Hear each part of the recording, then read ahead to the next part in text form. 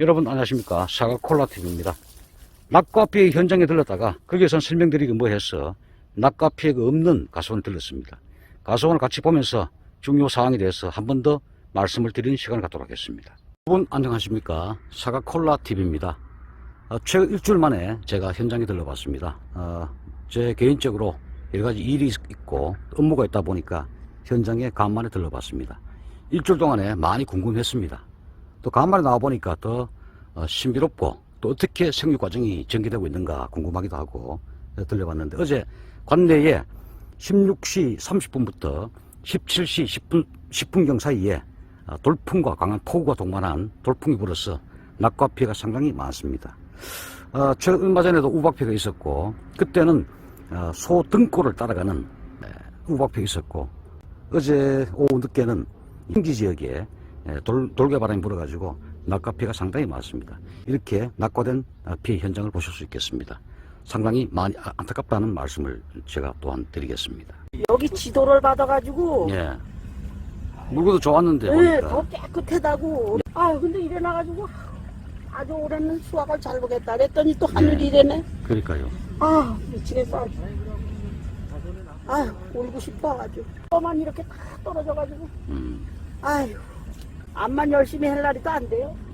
어떻게 이제 굵기도 다 굵고 그런데 이게 아주 중에 키워놓은 게 이제 다 조그만 있으면 수학인데 이러니까 얼마나 좋아 이게 아직까지 깨끗해요 아주. 깨끗하죠. 깨끗해 이거 봐요 보이는데 여기 한 달만 있으면 이제 딸 텐데. 아주 깨끗합니다. 예. 큰 티 하나 없이 깨끗한데 이 피해가 이렇게 났으니 지금 오후 시간인데 상당히 덥습니다. 덥고 여러분들도 가수원에 가보시면은 뜨거워서 영농을 하시기가 상당히 어렵습니다. 1시간만 있어도 땀이 비오듯 쏟아지고, 저도 오늘 7시 반부터 현재까지 가수원에 다니고 있는데 너무 덥습니다. 땀을 한 반 바가지는 흘린 것 같습니다. 이와 같은 상황에서는 고온기 때는 제가 지난 일주일 전에 유튜브 방송을 통해서 응애 피해가 상당히 대발생이 우려된다라고 말씀을 드렸습니다. 속속들이 제 카톡에 사진이 넘어오고 있습니다. 보면은 이러한 현상을 처음 보신 분들은 잎이 갑자기 왜 황색이나 누렇게 변하고 탄력이 없어 보이느냐, 잎이 윤기가 없어 보인다, 그런 연락이 오고 있습니다. 그래서 잎 뒷면을 보시면은 100% 응입니다. 잎 색깔이 노랗게 황색으로 변했을 때는 응의 발생 밀도가 엄청 높다. 즉 약충부터 성충까지 다 존재를 합니다. 응이면 이 녹색의 엽록소를 흡접해서 생존하고 산란하기 때문에, 흡접하기 때문에 이 엽록소를 다 빨아먹습니다. 그러면 결과적으로 이 잎은 갈반이 온 잎과 똑같습니다. 잎의 동화 능력은 제로가 됩니다. 잎은 붙어 있지만 자기 역할을 제대로 하지 못하기 때문에, 특히 수확 인접 무렵에 응애가 심한 그런 가수원은 당도가 떨어지고 착색이 발현되지 않거나 또한 추가로 더 진행이 되지 않습니다. 응애가 아주 위험한 곤충인데 미세곤충이고, 오늘쯤 이렇게 날 뜨거울 때 아주 좋아합니다. 고온성 해충이 바로 응애가 되겠습니다. 즉 점박이 응애가 무섭죠. 사과 응애도 있는데 지금은 7월 중수이기 때문에 점박이 응애가 확산될 수가 있고 현재 되고 있습니다. 물론 방제를 철저히 하신 분들은 큰 문제가 없습니다만, 응애약을 한 번밖에 치지 않았거나 또한 살포하지 않는 그런 가수원에서는 상당히 우려가 됩니다. 응애가 심할 때는 응애약 한 가정 쳐서는 안 된다. 저는 경험상 그렇게 보고 있습니다. 응애가 단지 우려될 때는 여러분들이 알 잡는 것, 또는 응애가 한두 마리 눈에 보이면은 응애 알 성충 잡는 것을 하면은 충분히 방제 가능합니다만, 물론 약재가 잘 도달돼야 됩니다. 저 안쪽까지 도달돼야 되죠. 안쪽에도 응애가 있으면 약재 도달이 떨어지기 때문에 약이 맞지 않습니다. 또한 수질 pH도 중요하죠. 약효를 제대로 보기 위해서는 수질 pH 점검, 또 내가 10차를 친다 그러면 한두 차를 더 증가해가지고 11차나 12차를 방지하셔가지고 충분히 수가 전체에 골고루 약재가 도달되게끔 하는 것이 응애를 잡을 수 있는 하나의 첩병이 되겠다는 말씀을 드리고, 응애가 만약에 발생량이 많다, 아까 전 말씀드렸지만 잎이 황색으로 변해버렸다, 엽록소가 탈색이 되어버렸다, 그러면 여러분들이 예를 든다면은 성충을 잡는 응애약 플러스 알과 성충을 잡는 약, 그 두 가지를 혼합하셔가지고 전착제 또는 확산제를 가용하셔가지고 방제를 하셔야 됩니다. 양양은 한 통 내지 2통을 증가를 시켜야 됩니다. 그래서 방제를 하셔야 된다. 그래서 제가 늘 말씀드린 것이, 이렇게 열매가 내 눈에 따박따박 들어와야 저 안쪽까지 약재가 도달되는데 탄저가 많거나 응애가 잘 잡히지 않는 그런 가수원 보면은 수질 pH의 적정성 문제가 분명히 있습니다. 또한 가려주는 이 가지 때문에 약이 저 안쪽까지 도달하지는 못합니다. 이 때문에 응애가 잡히지 않죠. 이런 응애도 벌레이기 때문에 자기 몸에 직접 맞아야 됩니다. 접촉독 또는 내가 잎에 묻은 이 약재 성분을 흡집함으로 죽습니다. 딱 두 가지입니다. 그래서 어쨌든 간에 잎과 열매와 속속들이 약을 묻혀줘야 잡을 수가 있다는 말씀을 제가 또 안 드립니다. 이 땅이 상당히 깁니다. 어제 그 폭우가 한 40한 6mm 정도 30분 동안에 비가 내렸습니다. 돌풍을 동반해서. 간혹 여러분들이 홍로는 반전 낙엽병에 취약하죠. 물론 탄저병에는 아주 더 취약합니다. 반전 낙엽병이 주로 신초나 도장기 해순 끝에 저 위에 많이 보이죠. 저 위에 반전 낙엽병이 보인다. 그럼 결과적으로 약재가 지상부 산간부까지 주간 산간부까지 도달하지 못했다는 하나의 명확한 증거가 되었습니다. 이거를 지나치게 높이 키워도 약재 방지력이 떨어진다. 겨울 전쟁 때나 또는 겨울 전쟁 때 세게 목을 치면은 정부세 현상 때문에 경쟁직이 많이 나오죠. 그래서 도장지 제거하실 때 산간부 지나치게 높은 데는 조금 내려 앉히는 게 맞습니다. 반전 낙엽병이 보인다면 여러분들이 로브랄 수화제를 제가 권장드리죠. 다만 반전 낙엽병이 간혹 군데군데 몇 개씩 보인다. 그러면 굳이 로브랄 수화제나 이런 것들을 전문 약재를 살포할 필요성은 없다 봅니다. 반전 낙엽병이 내 나무에 봤을 때 군데군데 많이 보인다. 그러면은 그 반전 낙엽병도 낙엽을 유발시키는 상당히 우려되는 병원균이기 때문에 그럴 경우에는 로브랄 수화제 플러스 다이세늄 수화제를 가지고 특별 방지를 하셔야 됩니다. 이와 같이 이렇게 한 개 딱 보입니다. 이런 건 반전 낙엽병이지만 나무 전체가 99.9%가 깨끗하기 때문에 로브랄 수화제 같은 특별 방지를 할 필요성은 없습니다. 물론 우리가 5월 중순 중하순에 로브랄 수화제를 미리 이 반전 낙엽병이 올 것을 예측해서 미리 살포하신 농가들은 반전 낙엽병이 거의 보이지 않는 걸로 제가 알고 있습니다. 보호제를 반드시 겸용해서 추가로 같이 가용해서 살포하는 게 맞습니다. 위급할 때는 살균제도 한 가지만 해서는 안 됩니다. 치료제만 치면 또 보호가 안 됩니다. 또 치료제는 약효가 잔류가 오래 가지는 못합니다. 보호제는 침투는 못하지만 병원균이 깨끗한 건전 열매나 건전 잎에 비산해서 날아오게 되면은 감염되지 않도록 막아주는 게 보호제죠. 그래서 제가 균카바도 여러분들이 왁스 그런 물질도 여러분들이 같이 가용해서 그런 방안이 있다면 강구하셔가지고 가수원 관리를 하는 것이 더 효과적이라는 말씀을 제가 또 안 드립니다.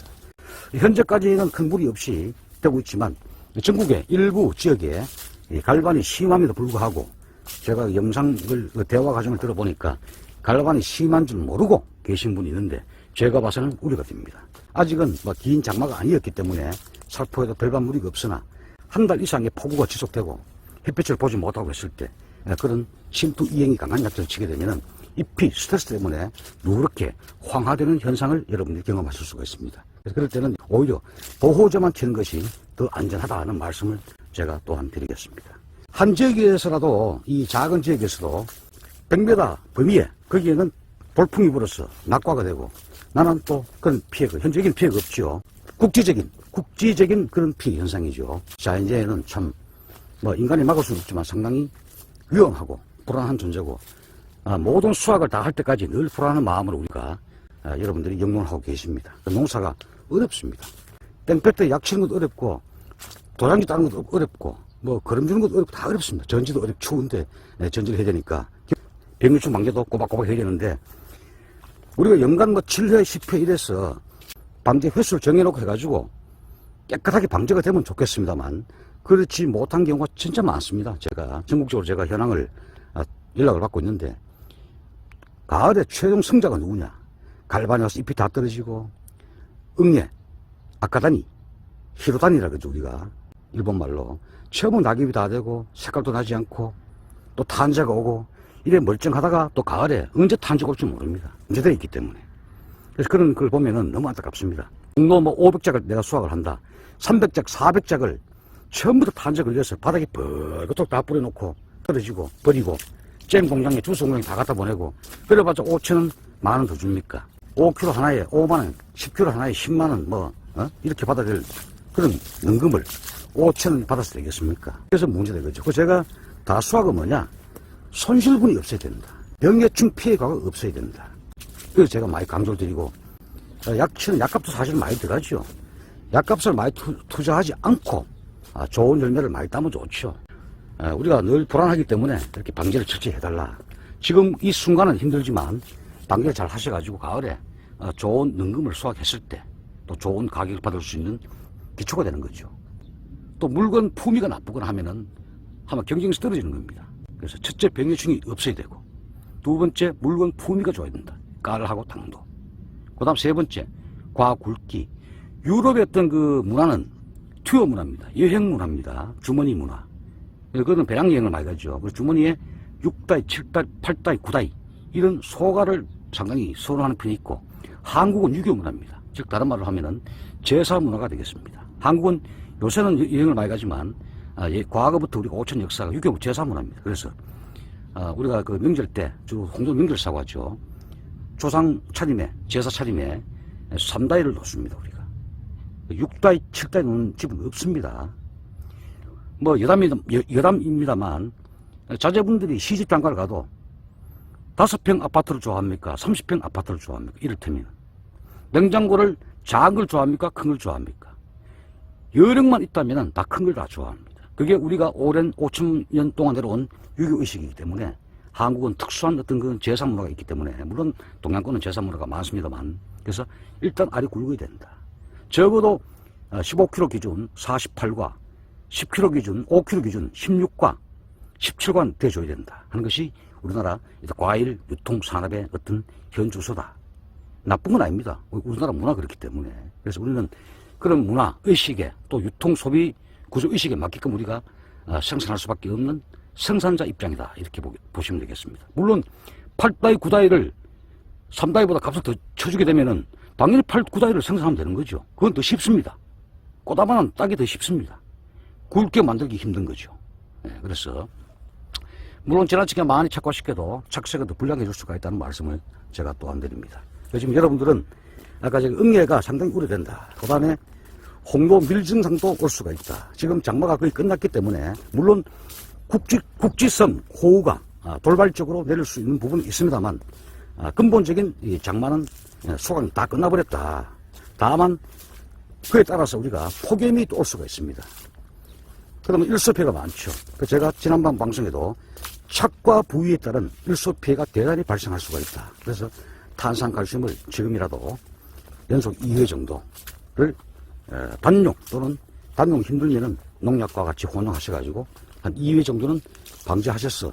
금년도 수치에 대해 5월달에 강우가 많았기 때문에 수치에 대해 질소 함량이 없습니다. 그래서 지금은 멀쩡하지만 대목사의 홍도가 폭염 때문에 누렇게 깔이 나지 않거나 또는 잎은 멀쩡하게 좋은데 갈반도 없는데 열매가 허옇게 누렇게 뜹니다. 또 물론 낙과도 제가 우려를 하고 있습니다만, 왜? 잎이 동화 양분을 만들지 못하면은 뿌리가 스트레스 문제 때문에 열매가 일부 낙과시킵니다. 왜? 나무가 힘들기 때문에 본인 스스로 생명을 유지하기 위해서는 자기 새끼를 낙과시키는 것이다. 그게 생리적 낙과가 되겠습니다. 그래서 여러분들이 탄산칼슘, 보호제, 치료제, 겸용살포, 응애약도 응애가 심한 가수는 성충을 잡아주는 응애약, 그 다음 알과 성충을 잡아주는 그 두 가지를 같이 혼용하셔가지고 반드시 마코피카 또는 확산엔 이런 것들을 가용하셔가지고 약이 잘 퍼지게끔 그렇게 살포하는 게 좋다는 말씀을 제가 또한 드리겠습니다. 날씨가 너무 더워서 나무 밑에, 로얄 후지 나무 밑에 제가 앉아 있습니다. 저는 영상을 일부러 찍으러 나가지는 않습니다. 현장에 갔다가 이거는 꼭 말씀드릴 필요성이 한 가지라도 있다 그러면 제가 즉시 촬영하는 스타일입니다. 일부러 제가 영상 제작을 위해서 현장에 나가는 경우는 물론 몇 가지 있었지만 그렇게 드물다. 현장에 방문해서 이런 사항은 말씀드려야 된다 이런 생각이 갑자기 문득 떠오르게 되면은 즉시 카메라를 꺼내서 촬영하는 그런 스타일입니다. 들어 아주 간혹 오해하는 분도 계십니다. 저분은 뭐 영상을 찍기 위해서 맨날 돌아다닌다 그러는데 그게 아닙니다. 가수를 많이 다니다 보니까 영상 찍을 기회도 상당히 많은 거죠. 물론 미비한 점이 많습니다만 그렇기 때문에 여러분들한테 드리고 싶은 말씀도 생각나는 경우가 많고, 그래서 제가 이게 필요하다 싶어서 유튜브를 하게 됐다는 그런 마음입니다. 또한 제가 이 간혹 농약 명을 몇 번째 거론하죠. 제가 뭐 델란을 쳐달라, 뭐를 쳐달라, 이 시기에는 뭘 치는 게 좋다 이런 말씀을 제가 많이 드리고, 또 이 시기에 어떤 칼슘을 쳐달라, 뭐를 쳐달라 말씀 많이 드립니다. 저번에도 몇 번 말씀드렸습니다만 국내 약재 종류가 2,000가지가 넘습니다. 칼슘, 마그네슘 이러한 연면시비용 비료, 쉽게 말하면 영양제죠. 6 내지 8천 가지가 넘습니다. 그럼 제가 뭘 뿌리라 그러면 여러분들 어떤 걸 선택해 뿌려야 되겠습니까? 제가 부득이하게 제 경험을 토대로 해서 이 시기는 제가 해보니까 뭐 제가 알고 있는 약 이외의 약재가 많겠죠. 그래서 제가 말씀드리지 않습니까? 제가 아는 범위에서 말씀드린다는 걸 분명히 제가 말씀드렸습니다. 뭐 델라는 꼭 치는 게 좋다. 델라는 특히 4종 복합 비료를 가급적 혼용하지 않도록 하고 다만 몇 가지는 된다. 또한 델라는 약흔이 많이 남는 약이다 보니까 전용 확산지인 마쿠피카를 가용하면 약흔이 훨씬 더 적게 남는다. 이거 경험이죠. 그래서 그런 경험을 토대로 말씀드리는데 그냥 제가 뭘 치세요 그럼 여러분들이 많이 헷갈립니다. 칼슘을 치라 그러는데 어떤 칼슘을 치라는 말씀이냐. 그래서 여러분들 스스로가 힘들기 때문에 제가 부득이하게 또한 금년도 5월 달에 비가 많았습니다. 그래서 뿌리가 토양에 있는 질소, 니트로겐 성분을 과흡수했기 때문에 수치 내 전체 질소 함량이 높다고 제가 말씀드렸죠. 그래서 가을이 상당히 우려되긴 우려됩니다. 가을에 가면 착색이 되지 않아서 여러분들이 상당히 마음고생하실 수가 있다는 말씀을 제가 미리 드립니다. 따라서 7년생 이하 유목은 제가 박피나 스쿼링은 권장드리지만 박피, 껍질을 완전히 벗기는 박피는 권장드리지 않습니다. 8년, 9년 이상 되는 후지 계열 중에서 이와 같이 수세가 센 나무는 여러분들이 착색이 우려될 경우에 우리가 박피를 할 수 있다는 말씀을 드립니다. 주로 박피는 5월 말부터 6월 10일경 사이에 우리 하는데 그때는 지상부에 꽃눈 분할을 위해서 박피를 권장드리고 지금 7월 25일부터 7월 말 사이에 하는 것은 제 표현대로 하면 깔박피가 되겠습니다. 하면은 질소 흡수를 억제시켜서 과일이 가을에 착색에 조금 도움이 된다는 말씀을 드립니다. 박피의 범위는 숲의 넓이가 5mm를 넘어서는 안 됩니다. 1cm 정도 하니까 너무 넓어서 우려가 되기 때문에 껍질을 도려내시고 박스 테이프로 완전히 밀봉해서 빗물이 유입되지 않는 조치가 필요하고 만약에 이 환상 박피 후에 장기간 비가 없다면은 뿌리가 수분 스트레스 때문에 하고 오는 경우도 있습니다. 저는 그런 경우를 상당히 많이 봤습니다. 다만 여러분들이 이렇게 수세가 센 나무를 하셔야 되고 박피 후에 강우가 뒷받침돼줘야 비가 뒷받침돼줘야 뿌리가 수분을 흡수해서 낙과를 예방할 수 있는데 한 달 이상의 고온과 가뭄이 지속된다면 열매가 은박지 위에 낙과되는 걸 여러분들이 목격이 가능합니다. 그래서 환상박피 후에 가물면은 열매가 은박지 위에 빨갛게 낙과되는 경우도 아주 간혹 목격이 된다는 말씀을 드립니다. 그래서 여러분들이 내 가수원의 나무 수치를 잘 판단하셔가지고 이런 깔박피로 적이 조정해서 여러분들이 시행하시면 되겠습니다. 최근 갈반 문제 때문에 석회 보로덱을 살포한 농가가 상당히 전국적에 상당수가 있는 걸로 제가 알고 있습니다. 석회 보로덱은 상당히 까다로운 약재입니다. 물론 친환경 약재 등록됐습니다만 석회 보로덱과 주의해야 될 농약이 주로 델란입니다. 델란을 치고 난 다음에 건접 기간에 석회 보로덱을 살포하게 되면은 과육에 이렇게 약해가 발생될 수가 있다. 또한 석회 보로덱을 단종 살포하고 난 다음에 곧이어 비가 내렸다면 또한 여기에 약해가 발생될 수 있습니다. 그래서 석회 보로덱은 우리가 현장에 이렇게 다니는 저 같은 경우는 가급적이면 권장을 드리지 않고 있습니다. 물론 잘 하시는 분도 계십니다만 100명 중에 1명이라도 그런 약해 사고가 발생되면 안 되기 때문에 저희들은 가급적이면 약해 없이 안전하게 전부 다 갈 수 있는 강구를 모색을 하고 있습니다. 그래서 석회 보로덱은 상당히 주의를 요한다. 살포 후에 비를 맞게 되면은 과육이 곰보처럼 움푹 다 함몰돼 버립니다. 보시다시피 이런 약해 현상이 전국적으로 상당수 발생되고 있다. 장마기에 장기간 비가 오면은 호흡하기 어렵습니다. 토양 속에 있는 뿌리가 지상부를 향해서 딱 뻗습니다. 그게 여러분들이 글리포세이트 특히 건삼이 이런 걸 많이 칩니다. 치면은 유목 같은 경우는 황화 현상이 올 수 있습니다. 성목도 마찬가지예요. 갑자기 왜 우리 밭에 멀쩡하다가 풀약 치고 난 다음에 빛 누렇게 황화되는 경우도 간혹 있습니다. 많지는 않지만 풀약 치는 분들은 주로 바스타는 토양까지 이행되지 않는 비이행성 제초제입니다. GAP 등록이 되어 있죠. 주로 이 빛 그치고 해가 쨍쨍 내리쬐면은 주의 좀 해달라고 미리 말씀을 드린 겁니다. 그런 복잡한 부분에 제가 깍지벌레나 면충이 많다고 방송을 해드린 적이 있습니다. 한 예를 들었습니다. 그때 환하게 따라서 약재 도달력이 잘 맞도록 벌레에 환하게 따달라. 그래 약이 맞아야 벌레가 죽는다. 깍지벌레 면충.